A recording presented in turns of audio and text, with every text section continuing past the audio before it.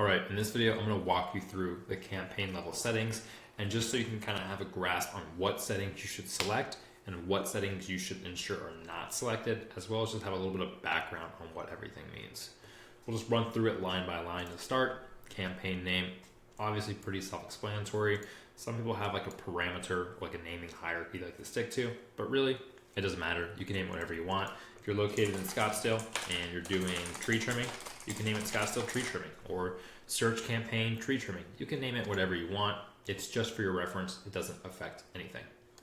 Now, conversion goals. Most of you are probably just going to be using the account default conversion goals here. This is just going to basically be telling this campaign which specific conversions it should optimize for. If you have multiple campaigns attributing multiple different conversions, then yeah, it's going to get a little bit more complex and complicated, and you would choose campaign specific, and then it would allow you to actually choose the specific type of conversion to attribute or track for this campaign. But we don't need to jump into that. I'm not going to overcomplicate it, so you can probably just skip over this, as I would assume 90% of you were probably just tracking forms and phone calls. In that case, you would just choose the account default conversion goal. Customer acquisition, you can leave this untouched. We are just looking to basically not narrow or exclude anyone, right? Obviously, you can select this to bid for new customers only, but you can see here, this is really going to limit things, and really more of an advanced setting that I still hardly ever use. There's really not a strong use for it unless you're trying to exclude remarketing basically. But again, I don't want to overcomplicate things, so just skip this for now. It really isn't important, especially not for the 90% of you. Marketing objective should always be no goal guidance, but to be truthful, it doesn't matter if it's something else. If you have sales and you're trying to get phone calls, it really isn't going to affect the performance of your campaign.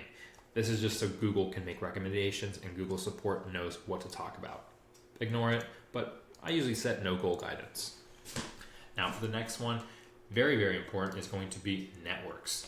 You want to ensure, and I'm emphasizing this, you want to ensure that the search and display network are off.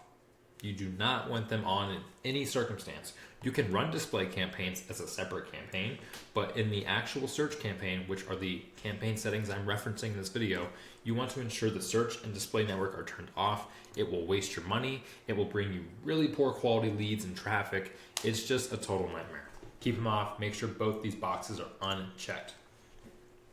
Now for location settings, which you'll mostly navigate and actually manage locations further on this tab down here, the locations tab. Not so much at the campaign level, but there is a hidden feature here that a lot of people don't know. If you go ahead and actually expand right here where it says location options, you want to ensure that your setting is set to presence only. If you have it set to presence or interest, it will actually make your ads eligible to show to areas outside of it, right? So let's use my example. I'm in Scottsdale. If I have been searching for trips to San Diego, or I've recently booked a hotel or flight to San Diego, I would be eligible to receive ads for people with this setting turned on in San Diego. Meaning if I'm looking for something near me, like maybe I'm looking for roofing near me, I might see a San Diego roofing company's ad because they have this setting turned on, even though I'm based in Scottsdale. Because what I'm telling Google is, hey, I want my ads to show to people who've shown interest in my location, such as me having shown interest in San Diego because I've been searching for it, right? So you want to ensure that this is set to presence only. Language is something most of you probably won't touch much. It basically just makes it so your ads will appear to the language the customer speaks. This is mostly based on their default browser language, which is going to be English 90% of the time. Very rarely will it be something else. Budget, self-explanatory. This is how much you're spending per day. In this campaign, or this, it's $70 a day, but you can adjust this here however you want. Maximize clicks, the bidding section. This is where you actually can change and adjust your campaign bidding strategy, as well as set the maximum bid limit, or just change the bid strategy altogether, right? Again, for new campaigns, you're going to be wanting to use maximize clicks with a maximum bid limit, or you're going to want to use manual CPC if you want a little bit more control and you know what you're doing a little bit more, right? And then obviously there's a couple other bidding strategies we'll touch on in a later video, but for now, this is where you can manage your bidding strategy. Start and end dates. You can set end dates in campaigns. There really isn't a reason most of you would do this. Sometimes you have a seasonal campaign or like a Christmas offer or something like that, and you can set an end date so that you don't forget to turn it off. But again, I think I've only used this feature like once, to be honest.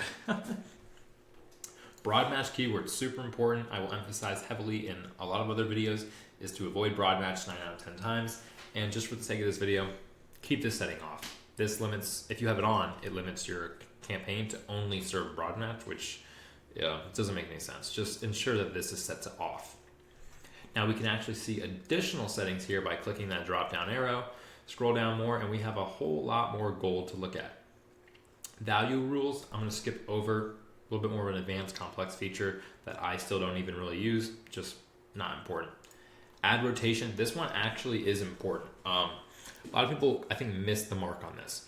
Ad rotation is pretty self-explanatory from reading these two things here. Obviously the top one is going to optimize to show your best performing ads, or do not optimize will just rotate ads evenly. This is actually something I typically set up initially in an account or a campaign. I like to start off on do not optimize if I'm split testing ads. That way all my ads can evenly serve, and then I can make the decision of which ones to kill or continue. But again, you really don't need to worry about that. I mean, the setting optimize prefer best performing ads is ideal. Like that makes the most sense. That's just kind of the strategy I take approach to. But again, either one of these are fine, honestly. But for the majority of you just starting out, optimize is the best case to go. Campaign URL options is going to be, again, more advanced. This is like UTM tracking parameters, referring URLs, like ClickCs, stuff like that. That's where you get like your source and medium. If you're an advertiser, you're probably using this. If you're e-commerce, you're probably using this. If you're using a software like CallRail, you're probably using this. But again, for the majority of you, just ignore it, leave it blank. Doesn't affect anything else. Dynamic search ads, ignore this. We're not going to be setting up any dynamic ads. We don't want those. IP exclusions, self-explanatory. These are IP addresses you exclude. Sometimes you're excluding spam IP addresses. Some corporations exclude their corporate IP address so that they don't have people clicking on their own ads. If you use software like ClickCs, this is where it drops in those IP addresses, but this is not something you're going to manually touch or use. So again, we can skip over it. And then last but not least, brand inclusion and exclusions. Again, this is something 90% of you probably are going to ignore. We use this commonly in e-commerce to prevent brand overlap or brands serving in generic campaigns. You can basically exclude or include your brand in specific campaigns to have more control. But again, you can just skip over this, ignore this. Really, the only important ones to take note of are probably going to be the networks, locations, budgets, and bidding. Hopefully that helped in a nutshell. If you guys have any questions, let me know.